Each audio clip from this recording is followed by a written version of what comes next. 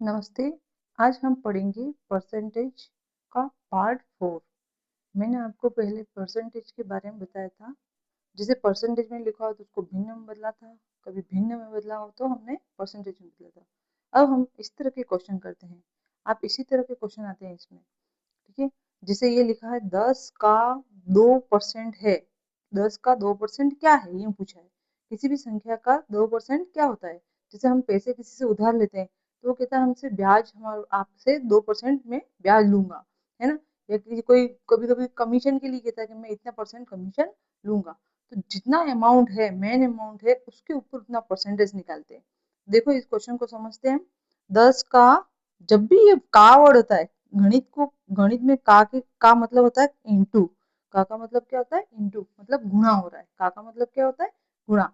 अब इसको इस तरह से लिखेंगे, 10 इंटू 2% है, प्रतिशत हटाएंगे और नीचे क्या लिखेंगे, 100 लिखेंगे। ठीक है, इस 2% को हमने क्या किया, 2/100, जो मैं आपको फर्स्ट वीडियो में बता चुकी हूँ।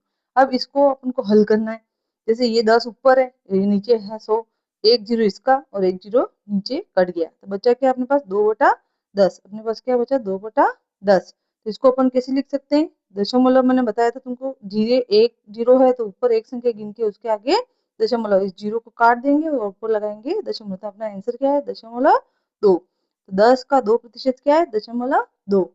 उसी प्रकार से देखो एक क्वेश्चन और लेते हैं। जैसे 100 का 20% है, क्या है 100 का 20% क्या है, क्या होगा वो देखते हैं। तो इसको लिखेंगे ऐसे, का जगह, का की जगह हम क्या करेंगे, गुणे का चिन्ह, और 20% है तो 20/100 किया। ठीक है, अब ये भी 100 नीचे, ये ऊपर है, तो दोनों 100 से 100 कट गया, तो बचा क्या, 20। क्या आया, 20। तो 100 का 20% कितना है, 20। ठीक है, उसी तरह से देखो और क्वेश्चन देखते हैं। देखो इस तरह के क्वेश्चन की प्रैक्टिस करोगे तो ही आपको अच्छे से समझ में आएगा। अब क्वेश्चन थर्ड अपना है, 500 का 15%।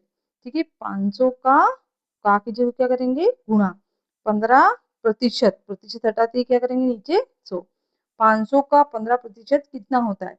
अब 500 के 2 जीरो ऊपर है और ये 2 जीरो नीचे है, दो जीरो कट जाएंगे। ठीक है, अब बचा क्या, यहाँ 5 और यहाँ 15। 15 का पड़ा 5 बार बोलते हैं, गुणा करेंगे तो क्या आएगा, 15×5 75। तो ये इसका क्या है, 500 का 15% कितना होता है, 75 होता है। कितना होता है, 15% 75 होता है। इसी तरह से ये क्वेश्चन लेते हैं, 45,000 रुपये अपने किसी से उधार लिए, उसका 10% ब्याज ले रहा है। क्या ले रहा है, 10% ब्याज। अब इसको कैसे करेंगे, तो अपन को देने कितने, ब्याज के रूप में कितने देने, इसको हल करेंगे अपन। जैसे 45,000 इंटू 10/100। ठीक है, जीरो जितने हैं, एक दो, एक और दो, इसका इससे गुणा करेंगे, 450 का 10 से गुणा करेंगे तो क्या आएगा, 4500 इतने रुपये। आपका ये क्या होगा, इतना ब्याज होगा। ये कितना होगा, ब्याज होगा। तो आपको ब्याज के कितने देने, 4500, 4500 रुपये। जब 45,000 आप रुपये उधार लेंगे तो 10% ब्याज से आपको कितने पैसे ब्याज के रूप में देने, 4500। मतलब पैसे देने कितने, 45,000 देने, उसके ऊपर आपको इतना ब्याज देना है। ठीक है, इस तरह से अपन निकालते हैं। कोई भी अपन को बैंक में या कहीं किसी पर्सनल लोन लोन लेते हैं तो ब्याज कैसे निकलता है, तो इस तरह से निकलता है, प्रतिशत में निकलता है और इस तरह से निकलता है। ठीक है, और अलग अलग हम पढ़ेंगे भी सही इसके बारे में। ठीक है, आप इस तरह से क्वेश्चनों की प्रैक्टिस कीजिए। कोई रेस्पॉन्स नहीं मिल रहा है, ना ही आप देख रहे हो, आप देखिए, अच्छे से देखिए।